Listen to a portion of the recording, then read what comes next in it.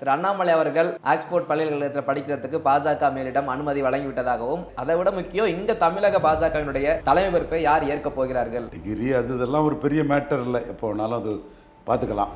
2014 எடப்பாடி பழனிசாமி போன்ற முதலமைச்சராக இருந்தவங்களே சொல்கிறாங்கன்னா, அண்ணாமலையை கண்டு எவ்வளவுக்குள்ள கதறிக்கிட்டு பதறிக்கிட்டு கலங்கிக்கிட்டு இருக்காங்கங்கிறது தெள்ள தெளிவாக தெரியும்.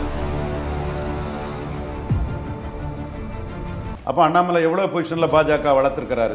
கலைஞர் மேட்டரில் தெளிவாக சீமான் கலைஞரை பற்றி பேசின அந்த பரபரப்பான பிசிஆர் ஆக்ட் வருமா அது இதான்னு அந்த பாதகன் கருணாநிதி அந்த இதுக்கெல்லாம் விக்கிரவாண்டியில் எடப்பாடி பழனிசாமிக்கு ஓட் டிரான்ஸ்ஃபரிங் கெப்பாசிட்டி கிடையாதுன்னு நாம் தமிழர் போன்ற ரெண்டாம் கட்ட தலைவர்களோட அந்த கருத்து தவறுங்கிறத அடித்து விளையாடி தேசிய ஜனநாயக கூட்டணி 28% எடுக்க வச்சுட்டாரு.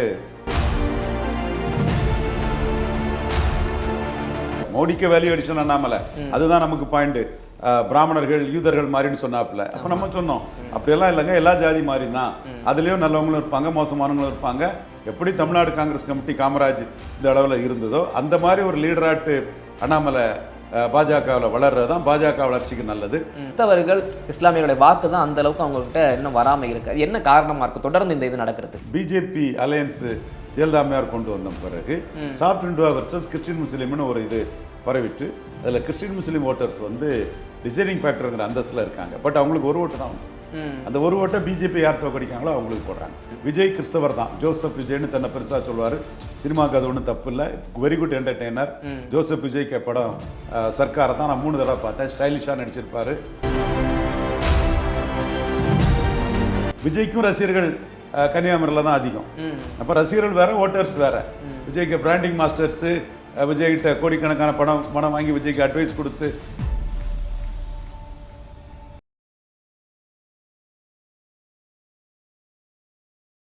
சேனல் 5 தமிழ் நேயர்களுக்கு வணக்கம். இன்றைய நேர்காணலில் நம்மோடு இணைந்திருப்பவர் அரசியல் ஆய்வாளர் திரு ரவீந்திரன் துரைசாமி அவர்கள். வாருங்கள், அவரோடு பேசுவோம். சார் வணக்கம். சார் வணக்கம் தம்பி. சார், திரு அண்ணாமலை அவர்கள் ஆக்ஸ்போர்ட் பல்கலைக்கழகத்தில் படிக்கிறதுக்கு பாஜக மேலிடம் அனுமதி வழங்கிவிட்டதாகவும், அடுத்த ஆகஸ்ட் மாதம் கிளம்பிடுவார் அப்படின்னு தகவல் வந்துகிட்டு இருக்கு. அதை விட முக்கியம் இங்கே தமிழக பாஜகவினுடைய தலைமை பொறுப்பை யார் ஏற்க போகிறார்கள் அப்படின்னு ஒவ்வொரு பேரும் அடுத்தடுத்து வந்துகிட்டு இருக்கு.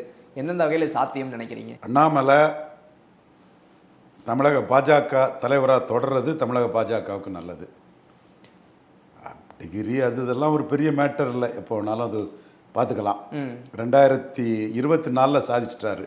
பாஜக தலைமையில் தாமரை 23 இடங்களில் போட்டி போட்டு அவர் ஒரு 18% வாக்கு என்டிஏயில் சாதிச்சிட்டார். என்டிஏ அணி கட்டி 18% சாதிச்சிட்டார். இது என்டிஏயில் மைனர் பார்ட்னராக இருந்த 2014 எடப்பாடி பழனிசாமி போன்ற முதலமைச்சராக இருந்தவங்களே சொல்கிறாங்கன்னா, அண்ணாமலையை கண்டு எவ்வளவுக்குள்ள கதறிக்கிட்டு பதறிக்கிட்டு கலங்கிக்கிட்டு இருக்காங்கங்கிறது தெள்ள தெளிவாக தெரியும். ஐயா, அறிவார்ந்த தமிழ் சமூகமே, அன்னைக்கு என்டிஏல 2014 பொன் ராதாகிருஷ்ணன் கட்டமைச்சார், தமிழறிமணியன் இது பண்ணார். மாறுபட்ட கருத்துக்கள் இருக்கலாம், பட் ஒருத்தர் ஒன்று செய்தாங்கன்னா அதை நான் மறுத்து பேச மாட்டேன். பொன் ராதாகிருஷ்ணன் மிக ரெப்ரசன்டேட்டிவ் தான். தாளிங்க நாடார் உழைப்பில் வந்த இந்த நாடார் ஓட்டுக்கு தமிழிசையும் பொன்னாரும் ரெப்ரசன்டேட்டிவ் தான். பெருசாக அவங்க ஒன்றும் சாதிச்சு தள்ளல. தமிழிசை யார் நோட்டாக்கில் போனதும் வரலாறு, உண்மையாட்டே நம்ம பேசிடுவோம். அப்போ அந்த கட்டத்துக்குள்ளே பொன்னார் ஒரு அணியை கட்டமைச்சார். அதுக்கு முந்தைய காலகட்டத்தோட பொன்னார் 5% கொண்டு வந்தது சாதனை தான், மறுக்க வரல. ஆனால் அன்னைக்கு பாஜக மேஜர் பார்ட்னராக இருந்தால் சபார்டினேட்டாக இருந்ததா? மோடி பிரதமர்னு 14 வந்தது. ஆனால் கேப்டன் விஜயகாந்த் இல்லை 10-14 சீட்டு நின்னார். பாஜகவும் பாமகவும் 8 சீட்டு தானே நின்னாங்க. அது கூட இதை எடப்பாடி பழனிசாமி கம்பேர் பண்ணி பேசுகிறாங்கன்னா, ஒரு சிலர் தமிழ் மண்ணில் பேசுகிறாங்கன்னா, அண்ணாமலையை கண்டு எப்படி பதறாங்க, எப்படி கலங்குறாங்க, எப்படி தீயில மிதித்த மாதிரி வழக்கமாக சொல்கிற மாதிரி அண்ணாமலைனாலே அவ்வான்னு அவங்க அனுக்கிறாங்க. அப்போ அண்ணாமலை எவ்வளோ பொசிஷனில் பாஜக வளர்த்துருக்கிறாரு பார்த்துக்கிட்டிங்கன்னா, மேஜர் பார்ட்னர் ஆகிட்டார். 20க்கும் மேற்பட்ட சீட்டுகளில் தாமரை 19ன்னு நினைக்கிறேன். பாஜக கேண்டிடேட்ஸே 19. அதில் உள்ள வாக்குகள் இரட்டை இலக்கத்தில் வாக்கு போயிட்டு, அப்போ எவ்வளோ பெரிய ஒரு சாதனையை அண்ணாமலை படைச்சிருக்கிறாரு. இன்னைக்கு எடுத்துட்டிங்கன்னா அதிமுக கூட்டணி 23%. அதில் கிருஷ்ணசாமி வந்து இன்னைக்கு குறுக்கு சால் ஓட்டிட்டாரு. கலைஞர் மேட்டரில் தெளிவாக வந்து சீமான் கலைஞரை பற்றி பேசின அந்த பரபரப்பான பிசிஆர் ஆக்ட் வருமா அது இதான்னு அந்த பாதகன் கருணாநிதி அந்த இதுக்கெல்லாம் வந்து எப்படி கலைஞரை பேசலாம், இறந்து போன தலைவரை பேசலான்னு எடப்பாடி அணியில் இருக்கக்கூடிய இவர் டாக்டர் கிருஷ்ணசாமி திமுக கிட்ட அப்ளிகேஷன் போட்டுட்டாரு. பிரேமலதா அம்மையாருக்கு நீங்கள் மிகப்பெரிய முக்கியத்துவத்தை கொடுத்து தக்க வைக்க வேண்டிய ஒரு சூழ்நிலை, தேமுதிகவை தக்க வேண்டிய சூழ்நிலையில் இருக்கிறீங்க. ஆனால் 18% எடுத்து அதை இன்டாக்டாக வச்சிருக்கிறாரு. விக்கிரவாண்டியில் எடப்பாடி பழனிசாமிக்கு ஓட் டிரான்ஸ்ஃபரிங் கெப்பாசிட்டி கிடையாதுன்னு நாம் தமிழர் போன்ற இல்லை 2ஆம் கட்ட தலைவர்களோட அந்த கருத்து தவறுங்கிறத அடித்து விளையாடி தேசிய ஜனநாயக கூட்டணி 28% எடுக்க வச்சுட்டாரு அண்ணாமலை. எடுத்தது டாக்டர் ஐயாவோட உழைப்பு 10.5 பற்றி டாக்டர் ஐயா பேசினதான். பட் அண்ணாமலை வச்சு கொஞ்சம் நகர்ப்புறத்தில் விக்கிரவாண்டி சைடில் உள்ள நான் வன்னியர் ஓட்டு வர்றதுக்கு கூட்டம் போட்டாங்க. கூட்டத்தில் எல்லாத்தையும் ஒன்றிணைச்சார். அதே மாதிரி காமராஜ் பிறந்தநாள் கூட்டம் வாசன் போட்டதில் எல்லா இந்திய கட்சிகளும் நின்னார். அப்போ இந்திய கட்சிகள் பாஜகவால் பலன்னு நினைக்கிறாங்க. அந்த சூழ்நிலையை அண்ணாமலை உருவாக்கிட்டார். பாலக்கோடு பாப்பிரெட்டிப்பட்டியில் கொங்கு வேளாளர்களை உயர்வா குளோரிஃபை பண்ணி அண்ணாமலையை முன்னிறுத்தி மோடி தலைமைக்கு கொங்கு வேளாளர்கள் வாக்கு வந்து பாலக்கோடு பாப்பிரெட்டிப்பட்டி ஓமலூர் அந்த பெல்ட்டுக்குள்ளே கொண்டு வந்திருக்கிறார். எடப்பாடி பழனிசாமியை கோயம்புத்தூரில் பலகீனப்படுத்திட்டாரு, இது நீலகிரியில் பலகீனப்படுத்திட்டார், பொள்ளாச்சிக்குள்ளே பல செக்மெண்ட்டுக்குள்ளே பலகீனப்படுத்திட்டார். நான் என்டிஆர் பொள்ளாச்சியிலே பலகீனப்படுத்தினதாட்டு ஏற்கனவே சில வீடியோக்குள்ளே பேசியிருக்கேன், தவறுங்க. சில செக்மெண்ட்ஸில் பலகீனப்படுத்திட்டார். அதே மாதிரி இன்னும் பலகீனப்படுத்தினதாட்டு அந்த கொங்கு வேளாளர் கம்யூனிட்டி இளைஞர்கள் வந்து நமக்கு அந்த தகவல்களை கொடுத்துக்கிட்டே இருக்கிறாங்க. அந்த அளவுக்கு ஒரு லீடராக பாஜகவுக்கு ஓட்டு கொண்டு வந்தவர் அண்ணாமலை. அவர் தலைமையில் தமிழக பாஜக போகிறது மோடிக்கு பெரிய வேல்யூ அடிஷனாக இருக்கும், சிறப்பாக இருக்கும். இப்போ இதில் வந்து அவர்கிட்ட நான் மாறுபட்ட கருத்துக்கள் நிறைய உண்டு. நிறைய பேர் வந்து நம்ம கருத்தை தான் அவர் டெல்லியில் பேசுகிறாருலாம் வதந்தி பரப்புகிறாங்க. அப்படியெல்லாம் இல்லை. அவர் போலீஸ் ஆஃபீஸர், மேன் மேனேஜர் தெரிஞ்சவர், வெரி கிராப்சிங் பவர் உள்ளவர். எடப்பாடியை உண்டு இல்லைன்னு பண்ணிட்டாருனாலே எவ்வளோ பெரிய அறிவும் ஆற்றலும் துணிச்சலும் உள்ள ஒரு தலைவர். விக்கிரவாண்டியில் எடப்பாடிக்கு ஓட் டிரான்ஸ்ஃபரிங் கெப்பாசிட்டி இல்லை, சீட் கன்வெர்ட்டிங் கெப்பாசிட்டி இல்லைங்கிறத காட்டிட்டு போயிட்டார. நாம் தமிழர் 2ஆம் கட்ட தலைவர்களோட கருத்துக்கள்லாம் அங்கே அண்ணாமலையால் பொய்யாக்கப்பட்டுட்ட. அவங்க ஏதோ ஓட் டிரான்ஸ்ஃபரிங் கெப்பாசிட்டி எடப்பாடி பழனிசாமிக்கு இருக்குன்னு நினச்சி தானே 2ஆம் கட்ட தலைவர்கள் எல்லாம் பேசி எடுத்து அந்த போராட்டத்துக்கெல்லாம் ஆதரவு கொடுத்தாங்க. நாம் தமிழருக்கு அதனால் ஒன்றும் வாக்கு வங்கி உயரலையே. அப்போ உயர்ந்த வாக்கு வங்கியில் எடப்பாடி பழனிசாமிக்கு வேல்யூ இல்லை, அவருக்கு கண்ட்ரோல் இல்லை, அவரால் சீட் கன்வெர்ட் பண்ண முடியாதுன்னு எல்லா அரசியல் கட்சிகளுக்கும் மேனிஃபெஸ்ட் பண்ணிட்டு போயிட்டார் அண்ணாமலை. அப்போ எவ்வளோ திறமையான ஒரு நுணுக்கமான ஒரு அரசியல்வாதி அண்ணாமலை. அப்போ அவரோட உழைப்பு, அவரோட திறமை மோடிக்கு இங்கே 2029 சீட் கன்வெர்ட் பண்ணதுக்கு நமக்கு தேவை. மோடிக்கு வேல்யூ அடிஷன் அண்ணாமலை, அதுதான் நமக்கு பாயிண்ட். பிராமணர்கள் யூதர்கள் மாதிரின்னு சொன்னாப்புல. அப்போ நம்ம சொன்னோம் அப்படியெல்லாம் இல்லைங்க, எல்லா ஜாதி மாதிரி தான். அதுலேயும் நல்லவங்களும் இருப்பாங்க, மோசமானவங்களும் இருப்பாங்க, தேசபக்தர்களும் இருப்பாங்க, ஜாதி வரி பிடிச்ச முன்னைங்களும் இருப்பாங்க. பெரும்பாலும் தேசபக்தர்கள் மோடிக்கு பின்னாடி நிற்கிறாங்க அந்த சமூகத்தில். அதனால் அந்த சமூகத்தை மதிக்கணும்னு தான் நம்ம சொன்னோம். அவர் கருத்தை நம்ம என்டார்ஸ் பண்ணலை. அந்த திவ்யான்னு ஒரு ஜேர்னலிஸ்ட் பிரிண்ட்னு நினைக்கிறேன், அந்த என் பேட்டியும் வந்திருந்து அவர் பேட்டியும் வந்திருந்தது. சசிகலா அம்மையார் விஷயத்தில் அவர் கருத்துலேருந்து நம்ம மாறுபட்டோம். அப்புறம் நம்ம கருத்து ஏற்புடையதுங்கிற அளவுக்கு அவர் வந்துட்டார். அதே மாதிரி தினகரன் விஷயத்தில் தினகரன் என்டிஏக்குள்ளே வந்தால் தான் பாஜகவில் உள்ள மற்ற கோஷ்டிகள் எடப்பாடி கிட்ட சரண்டர் ஆகிறது வந்து தடுக்கப்படும் சொன்னோம். அது அவர் ரொம்ப மெட்டிகுலஸாக பண்ணி இன்னைக்கு தினகரன் அவரை ஒரு பெரிய ஒரு தலைவராக ஏற்றுக்கொள்ளக்கூடிய ஒரு சூழல் இன்னைக்கு தமிழ் மண்ணில் உருவாயிட்டு. இது ஓபிஎஸ் மேட்டரில் ஓபிஎஸ் ஒரு 5 சீட்டாக நின்றுக்கும் நம்ம நினச்சோம். அது நடக்கலைங்கிறது நமக்கு அது ஏமாற்றம் தான். அந்த ஹோல் 100% எல்லாருமே நம்ம எதிர்பார்க்குற மாதிரி யாரும் இருக்க முடியாது. அந்த ஹோல் அவர் மிகப்பெரிய ஒரு வேல்யூ அடிஷன், ஒரு லீடருங்கிற அந்தஸ்துக்குள்ளே பாஜகவில் இருக்கிறாரு.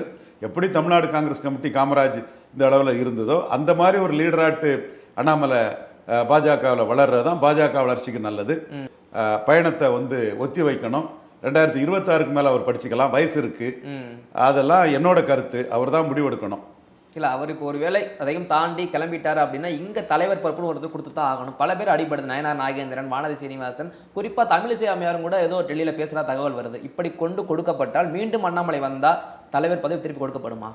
அண்ணாமலை தாங்க வேல்யூ அடிஷன், மற்றவங்கெல்லாம் இதுதான். நயனாரெல்லாம் போட்டால் அவர் ஒரு கேண்டிடேட்டுக்கு ஓகே தான். தலைவரெல்லாம் நயனாரா போட்டால் பல சமூகங்கள் வந்து பாஜக மேலேயே அதிருப்தி அடையக்கூடிய சூழ்நிலையே வரும்.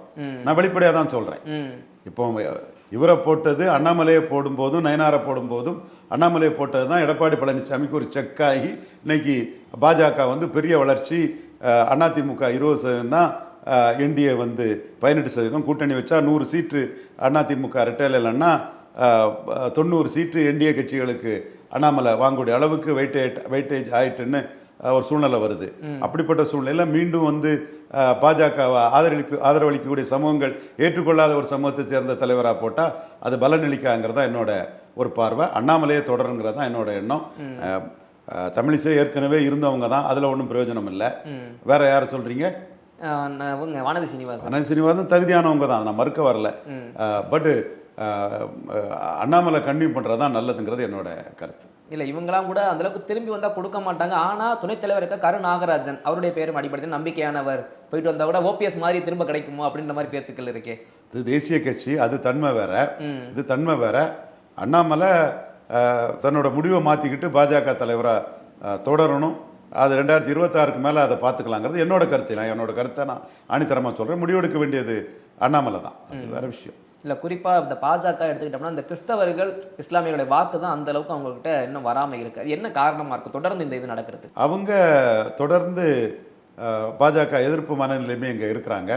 இன்னும் சொல்லப்போனால் திராவிடத்துக்கு உரம் போடுறதும் அவங்க தான். எல்லா இதுக்குமே வந்து அவங்க பேசுவாங்க. ஆனால் ஓட்டு வந்து திமுக காங்கிரஸ் கூட்டணிக்கு தான் போடுவாப்புல. பட் அந்த ஓட்டு 18% தமிழ்நாட்டுக்குள்ளே ஒரு டிசைடிங் ஃபேக்டராட்டு 2001 கலைஞர் முதல்வராகாமல் தடுத்த ஓட்டு, 2006 ஜெயலலிதா அம்மையார் முதல்வராகாமல் தடுத்த ஓட்டு, 2021 எடப்பாடி பழனிசாமி முதல்வராகாமல் தடுத்த ஓட்டுன்னு சொல்லும்போது அந்த ஓட்டு 98க்கு பிறகு ஜாயிண்ட் ஆகி ஜாயிண்ட் அடிச்சுட்டு இருக்கிறது வந்து தமிழக அரசியல் ஒரு முக்கியமான டிசைடிங் ஃபேக்டர் அவங்க ஆயிட்டாங்க. எம்ஜிஆர் காலகட்டத்தில் கிறிஸ்தவர்கள் எம்ஜிஆர் பக்கம் இருந்தாங்க. பட்ராஜன், ரெக்ஸு, அது நிறைய S N Rajendran, Nanjil Vincent, P H பாண்டியன்னு நிறைய, ஜேசிடி பிரபாகர்னு நிறைய கிறிஸ்தவ பிரதிநிதிகள் வந்து மக்கள் தளம் எம்ஜிஆரோட, வலம்புரி ஜான், இப்படி நிறைய பேர் இருந்துக்கிட்டே இருப்பாங்க. அதே வேளையில் திமுக கழகத்தில் வந்து கலைஞர் வந்து என் பிணத்தின் மீது தான் முஸ்லீமை தாக்க முடியும்னு மீனாட்சிபுரம் மதமாற்ற கலவரம் டைமில் சொன்னார், ஸ்ட்ராங்காக சொன்னார். முஸ்லிம் இஸ்லாமிய சகோதரர்களுக்காக சொன்னார். அப்போ முஸ்லீம்ஸ் ஓட்டு அன்னைக்குள்ள காலகட்டத்தில் கலைஞருக்கு அதிகமாகட்டும், கிறிஸ்தவர்கள் ஓட்டு மக்கள் தினம் எம்ஜிஆருக்கு அதிகமாகட்டும் கிடச்சிது. கிறிஸ்தவ நாடார்களை பிற்படுத்தப்பட்ட ஒரு பட்டியலில் அப்பர் காஸ்ட் லிஸ்ட்டில் இருந்த கிறிஸ்தவ நாடார்களை திருச்செந்தூர் எலெக்ஷனில் வாக்களித்ததன் பிறகு அவர் எம்ஜிஆர் பண்ணி கொடுத்தாரு. செவந்தி ஆயத்தன், மாப்போசி இவங்கெல்லாம் சொல்லும்போது பண்ணி கொடுத்தாரு. அப்போ ராயப்பா, அவர் கிறிஸ்தவ வன்னியர், அவர் கூட ஒரு ஜாதியை சேர்ந்த கிறிஸ்தவரை மட்டும் எப்படி சாக்கலாம்லாம் விட்டிருந்தார். என்றாலும் ஒரு லார்ஜி எண்ணிக்கை கொண்ட கிறிஸ்தவ நாடார் சமூகத்தை வந்து அவர் பிசியில் சேர்த்து அவங்களோட ஆதரவு வளையத்தெல்லாம் எம்ஜிஆர் பெற்றார். அது ஒரு காலகட்டம். 98 பிஜேபி அலையன்ஸு ஜெயலலிதா அம்மையார் கொண்டு வந்த பிறகு சாஃப்ட் இந்துவா வர்சஸ் கிறிஸ்டின் முஸ்லீம்னு ஒரு இது பரவிட்டு, அதில் கிறிஸ்டின் முஸ்லீம் ஓட்டர்ஸ் வந்து டிசைடிங் ஃபேக்டருங்கிற அந்தஸ்தில் இருக்காங்க. பட் அவங்களுக்கு ஒரு ஓட்டு தான் உண்டு. அந்த ஒரு ஓட்டை பிஜேபி யார் தோக்கடிக்காங்களோ அவங்களுக்கு போடுறாங்க. அப்படியே எதிரணியில் தான் விழுகுது. அப்படி தான் போடுறாங்க பெரும்பாலும். ஏன்னா நீங்கள் எடுத்துக்கிட்டிங்கன்னா விஜய் கிறிஸ்தவர் தான். ஜோசப் விஜய்னு தன்னை பெருசாக சொல்லுவார். சினிமாவுக்கு அது ஒன்றும் தப்பு இல்லை, வெரி குட் என்டர்டெய்னர். ஜோசப் விஜய்க்கு படம் சர்க்காரை தான் நான் 3 தடவை பார்த்தேன். ஸ்டைலிஷாக நடிச்சிருப்பார். அந்த படம் முருகதாஸ் வரலாறாக சொல்லியிருப்பார். நிறைய பேர் வன்மத்தோட அந்த படத்தை மீது தாக்குதல் நடத்தினாங்க. பட் அந்த படத்தில் விஜய் சூப்பராக பண்ணியிருப்பார். நான் 3 தடவை பார்த்தேன் அந்த படம். விஜய் அபிமானிகள் வந்து கன்னியாகுமரியில் தான் பெரிய அளவில் இருக்காங்க. கன்னியாகுமரி மாவட்டத்தில் கிறிஸ்தவர்கள் அதிகம், விஜய்க்கு அபிமானமான கிறிஸ்தவர்கள் ரொம்ப அதிகம். விஜய் படத்தெல்லாம் வந்து டிஸ்பிளேயில் வச்சுட்டாங்க. அது இதெல்லாம் வந்ததும் பேசுனாங்க. என்னாச்சு, நாம் தமிழர் சீமான் வந்து 2021 விஜயை கிண்டல் பண்ணி கேலி பண்ணி 6.8% வாக்கெடுத்தார். உண்மை. விஜய்க்கு பிராண்டிங் மாஸ்டர்களே இது உண்மை, நான் ஒன்றும் பொய்யாலாம் சொல்ல மாட்டேன், உண்மை, ஆதாரபூர்வமான உண்மை. என்ன பண்ணாருன்னு எல்லாத்துக்குமே தெரியும். அது அதற்கு பிறகு 2024 விஜயோட சிஏஏ வந்து கடைபிடித்தேன் கொள்வார் இல்லைன்னு 39 திமுக அணி எம்பிக்களும் கண்டுக்கல. நாங்கள் ஜெயிப்போம்பா, நீங்கள் தள்ளி போய் விளையாடுங்க, உங்கள் விளையாட்டெல்லாம் எங்களுக்கு தேவையில்லை, விஜய் ரசிகர்கள் சிஏ எதிர்க்கிறார்கள், எங்களைத்தான் ஆதரிக்கிறார்கள்லாம் திமுக அரங்க பேசுவாங்கன்னு எதிர்பார்த்தாப்புல. யாருமே அவர் கண்டுக்கல. கடைசியில் அவர் வந்து ஃப்ரஸ்ட்ரேட் ஆகி மைக் படத்தை போட்டு விளம்பரம் தேடினாதான் 24 நமக்கும் லெட்டர் பேட் கட்சி வச்சுற நமக்கும் ஒரு வேல்யூ இருக்கும்னு அவர் நினைச்சாரு. ஓகே, மைக் படத்தை போட்டு அவர் நாம் தமிழருக்காக மறைமுக விளம்பரம் கொடுத்தது நாம் தமிழருக்கு லாபம்னே நான் சொல்லியிருக்கிறேன். 6.8 8.2 ஆகுறதுல அதை 1.5% வாக்கில் விஜய்க்கும் ஒரு பங்கு இருக்குன்னு நான் சொல்கிறேன். நான் மறுக்க வரல, ஏன்னா நான் அன்னைக்கு பேசினதை என்னைக்கும் ஒரே மாதிரி தான் பேசுவேன். பட் பாஜக சிஏஏ மேட்டரில் 18% அண்ணாமலைக்கு எந்த பாதிப்பும் இல்லை. அதே மாதிரி திமுக சுமார் 47% வாக்கெடுத்தவங்க இவர் ஒரு பொருட்டாட்டே எடுக்கலை. இவர் சொன்ன சிஏஏ எதிர்ப்பெல்லாம் அவங்க துச்சமாக மதித்து தான் அவங்க அந்த வாக்கை எடுத்தாங்க. அவங்களும் சிஏஏ எதிர்ப்பாளர்கள் தான். இதான் இந்த கிறிஸ்டின் முஸ்லீம் ஓட்டுக்கன்ல இந்த முக்கியத்துவத்துக்குள்ளே தான் நான் வரேன். ஆனால் விஜய் மைக் படம் போட்டு சீமானை ஆதரித்தோம். 38 தொகுதிகளிலையும் முந்தைய வாக்குகளை விட அதிகம் போன சீமான், சட்டமன்ற மக்களவை வாக்குகளை விட அதிகம் போன சீமான் கன்னியாகுமரியில் மட்டும் குறைவாக போனார். விஜய்க்கும் ரசிகர்கள் கன்னியாகுமரியில் தான் அதிகம். அப்போ ரசிகர்கள் வேற, ஓட்டர்ஸ் வேற. விஜய்க்கு பிராண்டிங் மாஸ்டர்ஸு விஜய்கிட்ட கோடிக்கணக்கான பணம் வாங்கி விஜய்க்கு அட்வைஸ் கொடுத்து மன வலிமை ஏற்று கோழைத்தனமாக அவருக்கு எப்படி நீங்கள் ஒரு வழிப்படுத்திருப்பீங்க. எங்கள் அண்ணன் ரஜினிகாந்த் சிதம்பரத்தில் 2004 நம்ம வார்த்தையை கேட்காம, கள சூழல் தெரியாமல், மக்கள் உணர்வு புரியாமல் திருமாவளவனை ஆதரிக்கணுங்கிற இடத்துக்குள்ள இவர் தடா பெரியசாமி ஆதரித்து 3வது போனார் இல்லையா, டெபாசிட் எடுத்து அந்த மாதிரி கொண்டு விட்டுருவீங்க. என்றால் நீங்கள் விடாமல் இருக்கணும், விஜய் அதை புரிஞ்சிடுங்கிறக்காக தான் சொல்கிறேன். 5% வாக்கெடுத்து மிக குறைஞ்ச வாக்கு நாம் தமிழர் முன்ன விட எடுத்தது கன்னியாகுமரியில். அப்போ என்ன நடக்குது? போலரைசேஷன் நடக்குது. விஜய் வசந்து காங்கிரஸ்காரர் ஜெயித்தர கூடாதுன்னு, காங்கிரஸ்காரர் வெற்றி பெறணுன்னு பொன் ராதாகிருஷ்ணனுக்கு எதிராக ஆர்எஸ்எஸ் பாஜகவுக்கு எதிராக காங்கிரஸ்காரருக்கு வந்து அப்படியே வாக்கை வந்து அள்ளி குவிக்கிறாங்க கிறிஸ்தவ முஸ்லீம்கள். விஜய் மேலே அபிமானம் கொண்டவங்க மைக்குக்கு விஜய் விளம்பரம் போட்டும் அதை பற்றி பொருட்படுத்தாமல் அவங்க திமுக காங்கிரஸ் கூட்டணிக்கு இவரை ஒரு ஆளாட்டே பொருட்படுத்தாமல், இவரை கண்டுக்காமல், சட்டம் செய்யாத சூழலில் அங்கே உள்ள கிறிஸ்தவர்கள் வந்து வாக்கை வந்து திமுக காங்கிரஸ் கூட்டணி வேட்பாளர் விஜய் வசந்துக்கு போடுறாங்க. ஸோ இந்த வாக்காளர்கள் மொத்தமாக போடுவாங்க. ஐயா தாளிங்க நடார் ஒருக்கா வந்து மக்கள் தலைவர் எம்ஜிஆர்கிட்ட கேட்டது, முதல்ல மோடி, அது பிறகு மக்கள் தலைவர் பெருந்தன்மையாக ஒரு முன்னாள் எம்பி என்ன நேருக்கு நேர் சவால் விட்டார், இந்துக்கள் உணர்வை மதிச்சம் பிறகு நட்பாயிட்டாங்க. அப்போ மக்கள் தலைவர் கேட்டது, எந்த ஓகே முஸ்லீம் ஓட்டு போட்டாங்கன்னு ஹாய்தே மில்லத் மாவட்டம் வைக்கிறீங்களா திண்டுக்கல்லுக்குன்னு கேட்டாப்புல. அப்போ அவர் சொன்னார், ஐயா இந்துக்கள் ஒன்றா ஓட்டு போட மாட்டாங்க, அவங்க மொத்தமாக ஓட்டு போடுவாங்க ஐயா, அதனால நான் ஹாய்தே மில்லத் மாவட்டம் வைக்கிறேன்னு சொன்னாப்புல எம்ஜிஆர். அவங்க கலைஞர்கிட்ட தான் ஜாஸ்தி இருந்தாங்க, அதை கொஞ்சம் டைல்யூட் பண்ணதுக்கு எம்ஜிஆர் அதை செய்துட்டு இருந்தார். அப்போது இந்த வாக்குங்கிறது வந்து மொத்தமாக ஒரு இடத்துல குவியும். அது பாஜக ஆர்எஸ்எஸ்க்கு எதிராக குவியுது. அதனால் இதை நோக்கி தான் எல்லாரும் பயணிக்கிறாங்க.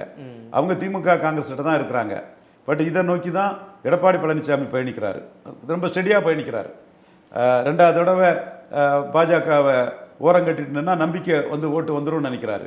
நாம் தமிழர் சீமான் தன்னிட்ட இல்லாத ஓட்டை கற்பனையாக தன்னிட்ட இருக்க மாதிரி கருதிக்கிட்டு பேசுகிறாரு. பட் அவர் ஒரு வகையில் சொல்லணும், போட்டா போடு, போடலைன்னா போ, நான் முஸ்லீம் சிறை கைதிகளுக்காக நான் ஒருத்தன் தான் பேசணும்லாம் பேசுவார். நம்ம அதை மறுக்க முடியாது. களத்துக்கு வரக்கூடிய விஜயும் கூட ஜோசப் விஜய்னு தன்னை தெளிவாக சொல்லிக்கிட்டு சிஏ எதிர்ப்புன்னு தான் போகிறாரு. ஆனால் இந்த ஓட்டுகள் வந்து ஒருமுகமாக பாஜகவுக்கு எதிராக திமுக காங்கிரஸ் கிட்ட தான் இருக்குங்கிறது உண்மை. அதனால தான் இந்த வாக்காளர்களை வந்து குறிப்பாக நான் எல்லாரையும் நாம் சொல்ல முடியாது. ஃபாதர் ஜெகத் கஸ்பார், ஜார்ஜ் பண்ணையா, எம்ஜி தேவசேகர் போன்ற கத்தோலிக்க நாடார்களை மன வலிமையற்ற கோழைத்தனமான தன்னம்பிக்கையற்ற வாக்காளர்களாக இருக்காதீங்க. இந்து நாடார்கள் ஆர்எஸ்எஸ்ஸால் தன்னம்பிக்கையோட வந்து 6% இன்னைக்கு எம்பிபிஎஸ் இடங்களை 100க்கு 6 பேர் வராங்க. நீங்கள் மன வலிமையற்று அந்த ஜாதி இந்த ஜாதி சட்டை போடலை, ட்ரௌசர் போடலை, அப்படி இப்படியெல்லாம் ஒரு கோலத்தனமாக அதையே பேசி பிரிசினராக பாஸ்டாக இருந்து மன வலிமை இழந்து 1.5% தான் நீங்கள் கிறிஸ்தவ நாடார்கள் வாரீங்கிறத நான் சொல்லுவேன். இது குறிப்பாகவே வந்து அவங்க சேஃப்டி செக்யூரிட்டிங்கிற லெவலில் தான் அவங்க அதை பார்ப்பாங்க. அரசியல் அதிகாரம் பிரதித்துவங்கிறத தாண்டி பாதுகாப்புங்கிறதான் பார்ப்பாங்க. அவங்க திமுக காங்கிரஸ் அணி தான் தங்களுக்கு பாதுகாப்புன்னு உணர்றாங்க. இப்போ ஸ்டாலின் வந்து அதையும் தாண்டி 2 ஃபாரின்ல உள்ள கிறிஸ்டின்ஸுக்கெல்லாம் நினைவிடங்கள், அதெல்லாம் எனக்கு தெரியல. அது அந்த ஐயர்னா அந்த உபதேசியாருக்கு தான் ஐயரும்பாங்க, அவங்க நாட்டை ஐயரும்பாங்க. அது எங்கள் ஊரில் சிஎஸ்ஐ நாடார்கள் பக்கத்தில் சொல்லுவாங்க. அதெல்லாம் ஒரு அந்த மாதிரி பால் ஐசக் எது 2 எனக்கு பேர் தெரியல, அதுக்கெல்லாம் நினைவு மண்டங்கள் அது இதெல்லாம் அவர் பண்ணிட்டு இருக்கிறாரு. அது மூலமா கவர நினைக்கிறாரு, ஆட்டோமேட்டிக்காகவே வாராரு. பின்ன நம்ம வந்து இலவச ஓட்டாட்டு கிறிஸ்தவர்களை பயன்படுத்துறாரு, முஸ்லீமுக்காவது 3 இருக்கு, கிறிஸ்தவ சகோதரர்களுக்கு அது கூட இல்லையா, ரொம்ப குறைஞ்ச பெர்சன்டேஜ்லாம் வராங்க. நம்ம சமநீதி பார்வையில் பேசுவோம், நம்ம சகோதரர்கள் தானே, நம்ம அதில் நம்ம நாட்டு பிரஜைகள் தானே அவங்க, அதை நம்ம பேசுவோம். அப்போ அவர் வந்து வெறும் இலவச ஓட்டா இருந்தால் அது போயிடக்கூடாதுங்க, அவரும் அவங்களுக்கான சில நேர்மறையான விஷயங்களை செய்ய ஆரம்பிச்சிருக்கிறாரு. அவங்க ஆர்எஸ்எஸ்க்கு எதிராக இலவசமாக ஓட்டு போடுவாங்க, பாஜகவை தோக்கடிக்க ஓட்டு போடுவாங்க. இதுதான் அவங்களோட மனநிலை. இதை தான் கன்சிராம் வந்து நீங்கள் ஏன் முலாயம் சிங் யாதவுக்கு இலவசமாக ஓட்டு போடுறீங்க, உங்கள் ஓட்டை எனக்கு போடுங்க, நான் உங்களை எம்பி ஆக்குறேன், எம்எல்ஏ ஆக்குறேன், கவுன்சிலர் ஆக்குறேன்னு அவர் சொல்லி ஓரளவு யூபியில் விழிப்புணர்ச்சி எல்லாம் கொடுத்தாரு. பேசிக் ஆன்டி பிஜேபி ஆன்டி ஆர்எஸ்எஸ் இல்லை, மதங்கள் எல்லாம் இப்படி ஒரு பக்கம் இருக்கும்போது ஜாதிகளின் அடிப்படையில் ஓட்டுகளை கொஞ்சம் பார்க்கணும். ஏன்னா 2024 இந்த நாடாளுமன்ற தேர்தலில் இந்த ஓட்டு பாஜகவுக்கு வந்த ஓட்டு அண்ணாமலைக்காகவும் மோடியின் முகத்துக்காகவும் வந்த ஓட்டு 11%. இந்த 11% டபுளா ட்ரிபிளா மாற்றணும்னா இவங்க ஜாதியின் ரீதியில் ஒரு கேம் ஆடணுமோ கண்டிப்பாக அண்ணாமலை? கண்டிப்பாக ஆடணும். நம்ம அந்த முத்திரையர் சம்பந்தமாக ஒரு கேம் பிளான் ப்ளூ பிரிண்ட் கொடுத்துருக்கோம், அது வரும். அது ஒரு ஸ்ட்ராட்டஜி கொடுத்துருக்கோம், முத்திரையர்களை எப்படி உள்ளே கொண்டு வர்றதுங்கிறது. மோடியே கொங்கு வேளாளர்கள் சமுதாயத்தை குளோரிஃபை பண்ணி அண்ணாமலையை கனெக்ட் பண்ணி தானே நிறைய ஓட்டை கொண்டு வந்துட்டாரு. அதே மாதிரி முத்திரையர்களை குளோரிஃபை பண்ணணுன்னு ஒரு இது கொடுத்துருக்கோம். சூரியகுல சித்திரர்களான முத்திரையர் சமுதாயத்தை பாஜக கொண்டு வரதுக்கு ஒரு திட்டம் இருக்குது. இல்லை, அந்த முத்திரைகள் பார்க்கும்போது நம்ம அந்த ஜாதியின் அடையாள தலைவரை பார்க்கும்போது செல்வகுமார் கேகேஎஸ் அவர் மட்டும் தான் தெரியப்படுறாரு. கேகேஎஸ் அவர் தான் இது, கேகேஎஸோட தம்பி குருமணிகண்டா இருக்கிறான். கேகேஎஸ் வெரி பவர்ஃபுல்லாக அவங்களுக்கு செல்வாக்கு இருக்குது முத்திரையர்கள். ஓகே சார், அதே நேரத்தில் நம்ம அந்த ஜாதியின் அடிப்படையில் குறிப்பாக அந்த பட்டியல் நம்ம பார்த்தே ஆகணும். ஏன்னா அதுதான் வந்து வெற்றிக்கும் ஒரு வாய்ப்பாக கை கொடுக்குது. அப்படி பார்க்கும்போது பாஜகவுக்கு இந்த பட்டியலினத்தவர்கள் வாக்கு வரவே இல்லை. ஆனால் கைவிட்டு எண்ணக்கூடிய அளவில் தான் தலைவர்களை போட்டாங்க. குறிப்பாக எல் முருகனை போட்டாங்க பாஜக மாநில தலைவராக. அந்த ஒரு இது கூட ஓட்டு போட வராது பட்டியலினத்தவங்களுக்கு பாஜகவுக்கு? ஓரளவு வரும், மெல்ல மெல்ல தானே வரும். உங்களுக்கு பாஜக இப்போ சில Appar caste upper mentality caste தான் வருவாங்க. ஆமாம், அதான் உண்மை. இப்போ விழால கவுண்டர்லாம் இது அப்பர் காஸ்ட் லிஸ்ட்லேருந்து 74 பிசிக்கு வந்தவங்க. ஸோ அப்போ அப்பர் மென்டாலிட்டி பிசி தான் அவங்க. இந்து நாடார்கள்லாம் 64 பிசிக்கு வந்தவங்க அப்பர் காஸ்ட் லிஸ்ட்டில் இருந்து. ஸோ அப்போ அவங்க அப்பர் மைண்டட் பிசி தான். பிராமின், நாயுடு, ரெட்டியார் போன்றவங்கலாம் அப்பர் மென்டாலிட்டி காஸ்ட் தான். So upper caste upper mentality caste தான் பாஜகவுக்கு ஃபஸ்ட்டில் வருவாங்க. ஃபஸ்ட்டில் பிராமின் பனியா பார்ட்டி இருந்து அப்புறம் சோஷியல் இன்ஜினியரிங்கில் எல்லாமே கொண்டு வரணும். அதை கொண்டு வரக்கூடிய முயற்சிகளை செய்வாங்க, செய்யட்டு. நம்மளும் நம்ம ஓரளவு நம்மளால் முடிஞ்ச ஹெல்ப்பாக பண்ணுவோம். இந்த 2026 பாஜக அண்ணாமலை தலைமையான இந்த பாஜகவில் அதிமுக கூட்டணி இணையவில்லை என்றால் சசிகலா அம்மையார், டிடிவி தினகரன், ஓபிஎஸ் இந்த 3 பேரும் ஒரு முழு மனதாக இறங்கி பாஜகவோடு கைகோர்த்தல் என்றால் அன்புமணி சேர்ந்து நிற்கிறாரு. ஒரு வாய்ப்பு, எந்த மாதிரியான வாய்ப்புகள் இருக்குன்னு நினைக்கிங்க பாஜகவுக்கு? 2வது இடத்துக்கு இங்கே போட்டி நடக்குது. அதில் அண்ணாமலை இந்த அளவுக்கு நெருங்கி வந்தவர் எவ்வளவோ செய்துட்டார், இதெல்லாம் செய்ய மாட்டாரா? எடப்பாடி 3வது அனுப்பக்கூடிய அளவுக்கு அண்ணாமலை செய்திருவார். காரணம் இஷ்யூ பேஸ்டாக அவர் நிற்கிறாரு, வளரும் லீடராக நிற்கிறாரு. எடப்பாடி டிக்ளைனிங் பார்ட்டி, இது என்டிஏ வந்து அப்கமிங். அதை நான் நம்புகிறேன். பொறுத்திருந்து பார்ப்போம், என்ன ரூபத்தில் எப்படிங்கிறத நம்ம பொறுத்திருந்து பார்ப்போம். ஓகே சார், உங்கள் நேரத்தை ஒதுக்கி பயன் தந்தமைக்கு ரொம்ப நன்றி. தொடர்ந்து பேசுவோம்.